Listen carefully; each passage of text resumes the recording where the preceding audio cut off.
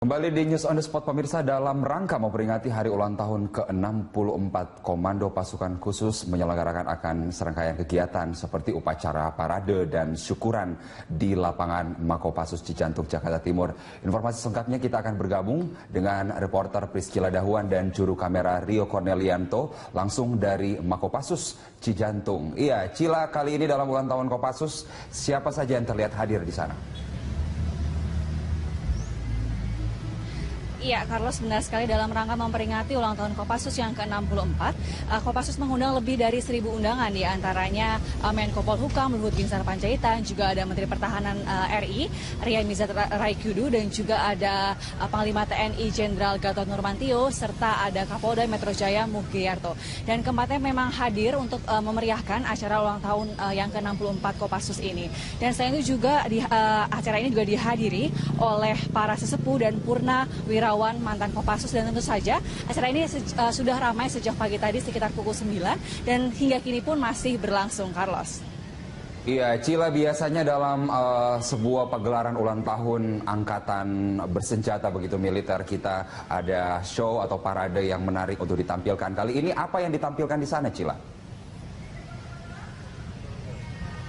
Ya, Carlos, dengan mengusung tema melalui hari ulang tahun ke-64 Kopassus, kita tingkatkan loyalitas, moralitas, dan integritas guna mewujudkan prajurit Kopassus yang hebat, profesional, dan dicintai rakyat. Tentu saja melalui tema itu, para prajurit ini ingin menampilkan berbagai atraksi yang tentu saja menghibur rakyat yang juga turut hadir untuk menonton serangkaian acara kegiatan ini. Dan juga atraksi dimulai dengan simulasi operasi gabungan, serta ada demonstrasi dari 23 penerjun yang melakukan formasi payung susun tegak.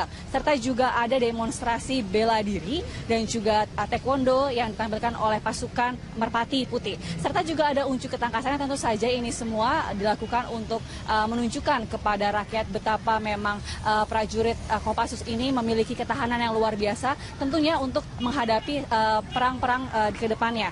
Serta memang setelah demonstrasi juga acara ini juga dilanjutkan dengan acara syukuran yang juga diawali dengan peresmian wind tunnel. Serta memang setelah acara syukuran ini juga diikuti dengan pemotongan tumpeng yang dipimpin langsung oleh Panglima TNI dan diberikan kepada para prajurit yang memiliki prestasi terbaik, diantaranya Serka Zulkarnain yang berhasil merangkul tokoh separatis gerakan bersenjata Papua untuk kembali ke pangkuan tanah air.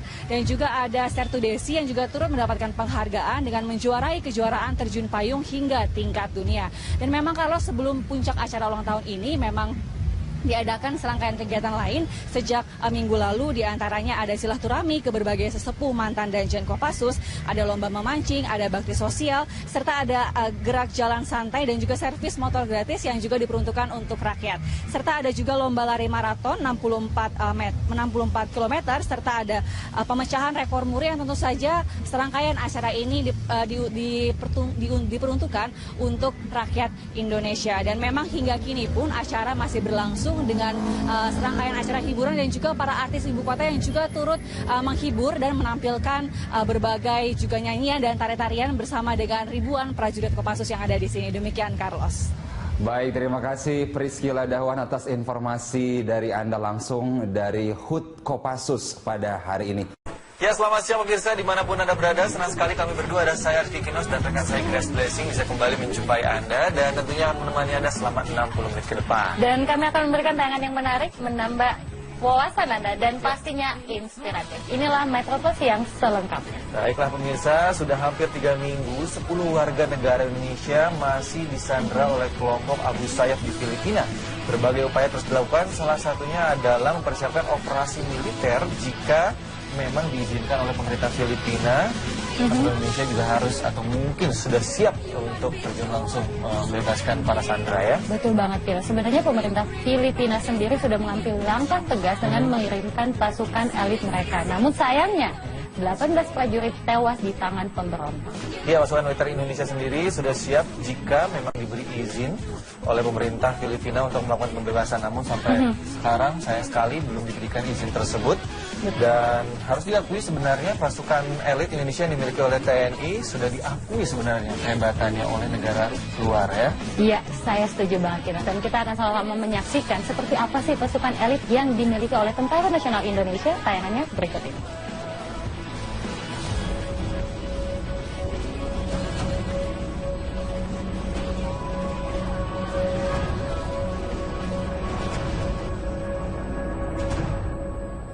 3 pekan sudah, 10 warga negara Indonesia disandra oleh kelompok militan Abu Sayyaf.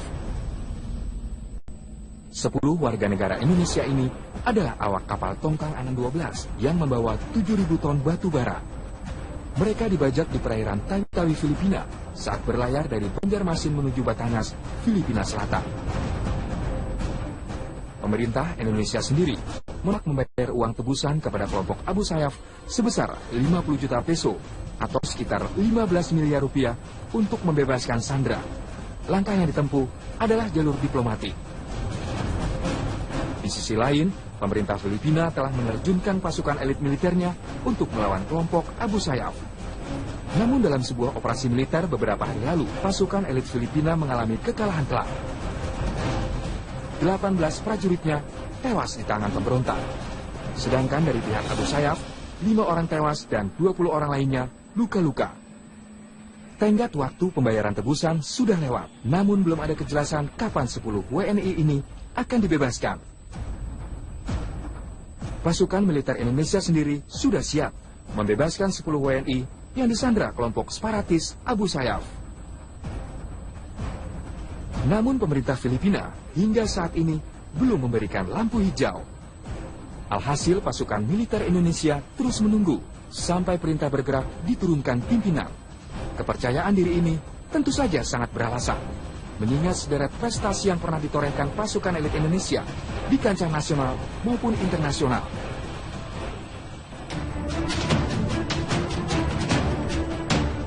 Nah, seperti apa kekuatan yang dimiliki pasukan elit Indonesia?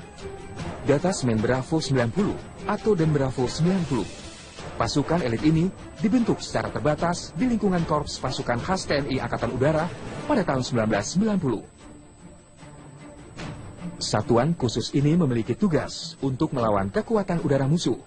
Sasaran mereka adalah pangkalan atau alat utama sistem persenjataan agar kekuatan udara lawan lumpuh. Den Bravo 90 dilengkapi persenjataan canggih, diantaranya senapan heavy barrel yang bisa diandalkan. Kemampuan personelnya pun tidak bisa dianggap remeh. Bayangkan, seorang prajurit Den Bravo memiliki kekuatan sama dengan 5 prajurit TNI. Den Bravo juga menjadi pasukan khusus pertama di Indonesia yang mampu menguasai ilmu bela diri STEMA, yaitu bela diri khas dari pasukan elit Rusia.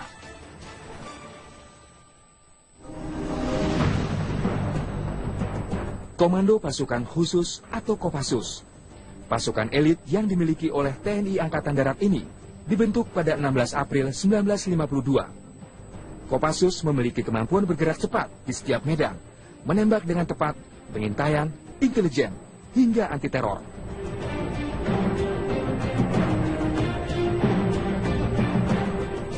Prajurit Kopassus dapat mudah dikenali dengan baret merah yang disandangnya. Pasukan ini pun sering disebut sebagai pasukan baret merah. Kemampuannya pun luar biasa. Ibaratnya satu prajurit Kopassus bisa disamakan dengan 8 prajurit TNI biasa. Menurut Discovery Channel Military edisi 2008, Kopassus berada di posisi 3 pasukan elit dunia. Pada pertemuan Elite Force di Wiener, Austria, Kopassus meraih peringkat kedua dalam melakukan operasi militer strategis. Dan lebih dari 80% para perwira Kopassus berpartisipasi dalam acara pelatihan militer di Afrika.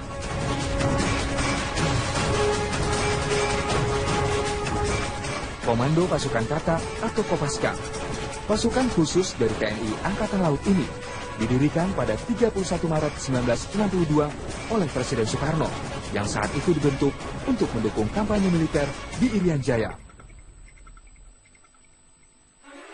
Tugas utamanya menyerbu kapal dan pangkalan musuh, menghancurkan instalasi bawah air, penyiapan perebutan pantai, dan operasi pendaratan kekuatan amfibi. Kemampuan satu prajurit Kopaska setara dengan 24 orang TNI. Kopaska dilengkapi senjata dan kendaraan bawah air teknologi tercanggih dari seluruh dunia. Hell Week adalah salah satu latihan terberat untuk menjadi Kopaska. Pasukan diharuskan menyelam selama berjam-jam dengan keadaan tangan dan kaki diikat.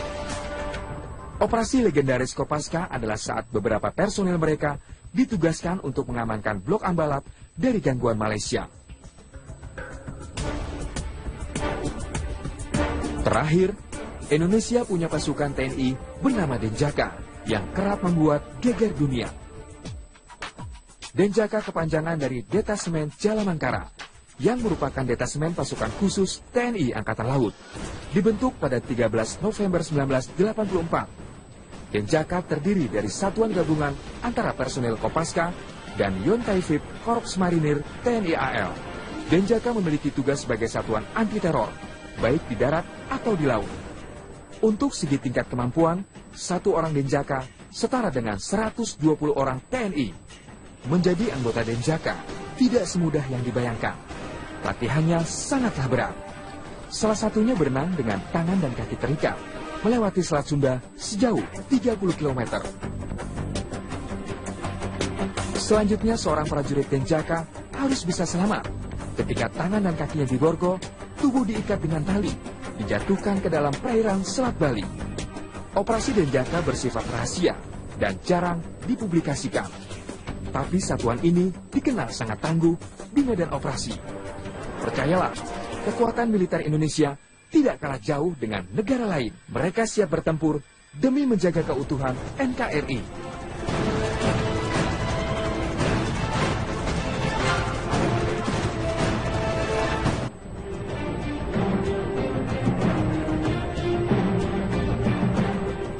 Prajurit Kopassus dapat mudah dikenali dengan baret merah yang disandangnya. Pasukan ini pun sering disebut sebagai pasukan baret merah. Kemampuannya pun luar biasa. Ibaratnya satu prajurit Kopassus bisa disamakan dengan 8 prajurit TNI biasa. Menurut Discovery Channel Military edisi 2008, Kopassus berada di posisi 3 pasukan elit dunia. Pada pertemuan Elite Force di Wiener, Austria, Kopassus meraih peringkat kedua dalam melakukan operasi militer strategis. Dan lebih dari 80% para perwira Kopassus berpartisipasi dalam acara pelatihan militer di Afrika.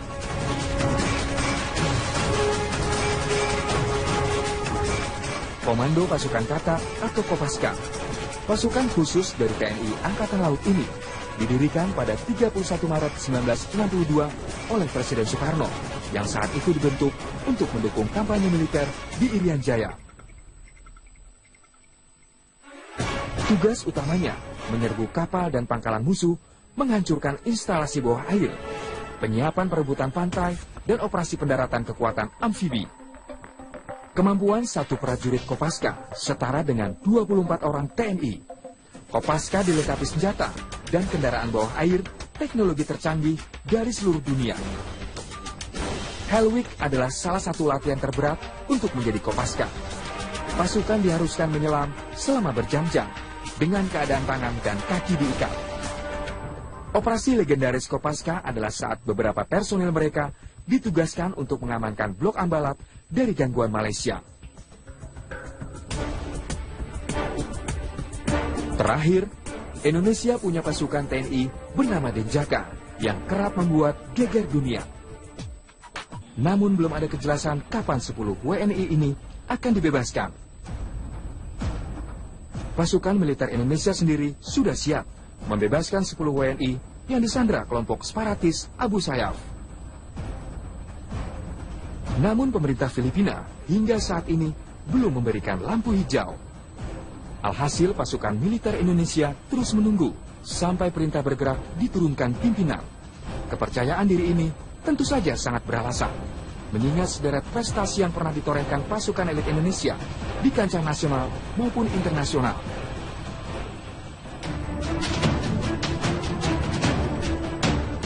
Nah, seperti apa kekuatan yang dimiliki pasukan elit Indonesia? Detasemen Bravo 90 atau Den Bravo 90. Pasukan elit ini dibentuk secara terbatas di lingkungan Korps Pasukan Khas TNI Angkatan Udara pada tahun 1990. Satuan khusus ini memiliki tugas untuk melawan kekuatan udara musuh. Sasaran mereka adalah pangkalan atau alat utama sistem persenjataan agar kekuatan udara lawan lumpuh. Den Bravo 90 dilengkapi persenjataan canggih, diantaranya senapan heavy barrel yang bisa diandalkan. Kemampuan personelnya pun tidak bisa dianggap remeh. Bayangkan, seorang prajurit Den Bravo memiliki kekuatan sama dengan 5 prajurit TNI. Den Bravo juga menjadi pasukan khusus pertama di Indonesia yang mampu menguasai ilmu bela diri STEMA, yaitu bela diri khas dari pasukan elit Rusia.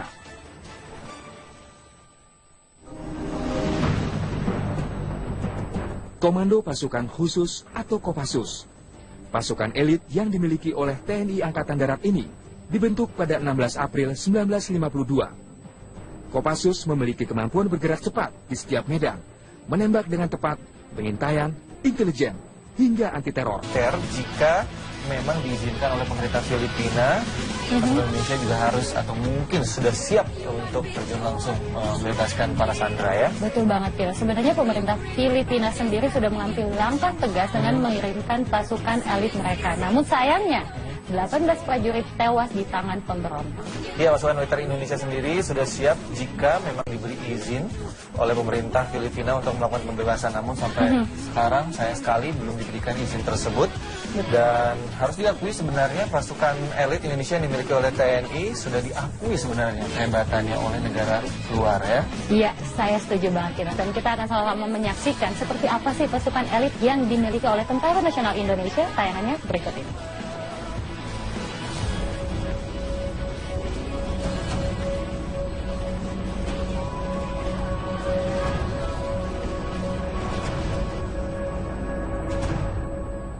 Tiga pekan sudah, 10 warga negara Indonesia disandra oleh kelompok militan Abu Sayyaf. 10 warga negara Indonesia ini adalah awak kapal Tongkang Anang 12 yang membawa 7.000 ton batu bara. Mereka dibajak di perairan Tawi-Tawi, Filipina saat berlayar dari Banjarmasin menuju Batanas, Filipina Selatan. Pemerintah Indonesia sendiri menolak membayar uang tebusan kepada kelompok Abu Sayyaf sebesar 50 juta peso atau sekitar 15 miliar rupiah untuk membebaskan sandera. Langkah yang ditempuh adalah jalur diplomatik. Di sisi lain, pemerintah Filipina telah menerjunkan pasukan elit militernya untuk melawan kelompok Abu Sayyaf. Namun dalam sebuah operasi militer beberapa hari lalu, pasukan elit Filipina mengalami kekalahan telak. 18 prajuritnya tewas di tangan pemberontak. Sedangkan dari pihak Abu Sayyaf, 5 orang tewas dan 20 orang lainnya luka-luka.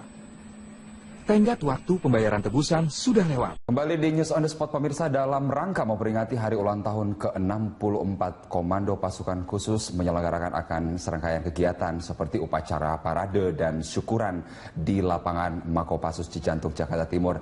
Informasi selengkapnya kita akan bergabung dengan reporter Priscila Dahuan dan juru kamera Rio Cornelianto langsung dari Makopassus Cijantung. Iya, Cila, kali ini dalam ulang tahun Kopassus, siapa saja yang terlihat hadir di sana? Iya, Carlos, benar sekali. Dalam rangka memperingati ulang tahun Kopassus yang ke-64, Kopassus mengundang lebih dari 1.000 undangan, di antaranya Menko Polhukam Luhut Binsar Panjaitan, juga ada Menteri Pertahanan RI Ria Mizar Raikudu, dan juga ada Panglima TNI Jenderal Gatot Nurmantio, serta ada Kapolda Metro Jaya Mugyarto. Dan keempatnya memang hadir untuk memeriahkan acara ulang tahun yang ke-64 Kopassus ini. Dan selain itu juga acara ini juga dihadiri oleh para sesepuh dan purna wirawan mantan Kopassus, dan tentu saja acara ini sudah ramai sejak pagi tadi sekitar pukul 9 dan hingga kini pun masih berlangsung, Carlos. Iya, Cila, biasanya dalam sebuah pagelaran ulang tahun angkatan bersenjata begitu militer, kita ada show atau parade yang menarik untuk ditampilkan. Kali ini apa yang ditampilkan di sana, Cila?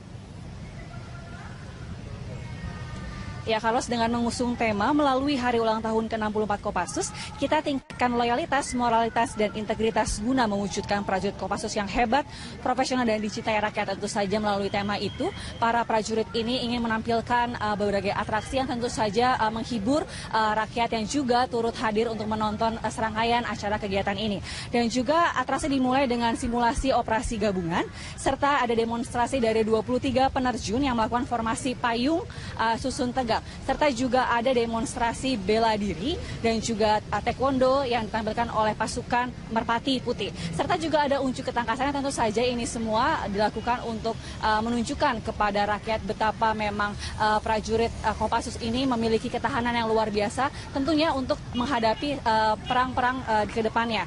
Serta memang setelah demonstrasi juga acara ini juga dilanjutkan dengan acara syukuran yang juga diawali dengan peresmian wind tunnel. Serta memang setelah acara syukuran ini juga diikuti dengan pemotongan tumpeng yang dipimpin langsung oleh Panglima TNI dan diberikan kepada para prajurit yang memiliki prestasi terbaik, diantaranya Serka Zulkarnain yang berhasil merangkul tokoh separatis Gerakan Bersenjata Papua untuk kembali ke pangkuan tanah air. Dan juga ada Sertu Desi yang juga turut mendapatkan penghargaan dengan menjuarai kejuaraan terjun payung hingga tingkat dunia. Dan memang kalau sebelum puncak acara ulang tahun ini memang diadakan serangkaian kegiatan lain sejak minggu lalu, diantaranya ada silaturahmi ke berbagai sesepuh mantan Danjen Kopassus, ada lomba memancing, ada bakti sosial, serta ada gerak jalan santai dan juga servis motor gratis yang juga diperuntukkan untuk rakyat. Serta ada juga lomba lari maraton 64 km, serta ada pemecahan rekor muri yang tentu saja serangkaian acara ini diperuntukkan untuk rakyat Indonesia. Dan memang hingga kini pun acara masih berlangsung dengan serangkaian acara hiburan dan juga para artis ibu kota yang juga turut menghibur dan menampilkan berbagai juga nyanyian dan tarian-tarian bersama dengan ribuan prajurit Kopassus yang ada di sini. Demikian, Carlos. Baik, terima kasih Priscila Dahwan atas informasi dari Anda langsung dari HUT Kopassus pada hari ini. Ya, selamat siang pemirsa dimanapun Anda berada. Senang sekali kami berdua, ada saya Arti Kinos dan rekan saya Grace Blessing bisa kembali menjumpai Anda dan tentunya menemani Anda selama 60 menit ke depan. Dan kami akan memberikan tayangan yang menarik, menambah wawasan Anda dan pastinya inspiratif. Inilah Metropos yang selengkapnya. Baiklah pemirsa, sudah hampir 3 minggu 10 warga negara Indonesia masih disandra oleh kelompok Abu Sayyaf di Filipina. Berbagai upaya terus dilakukan, salah satunya adalah mempersiapkan operasi militer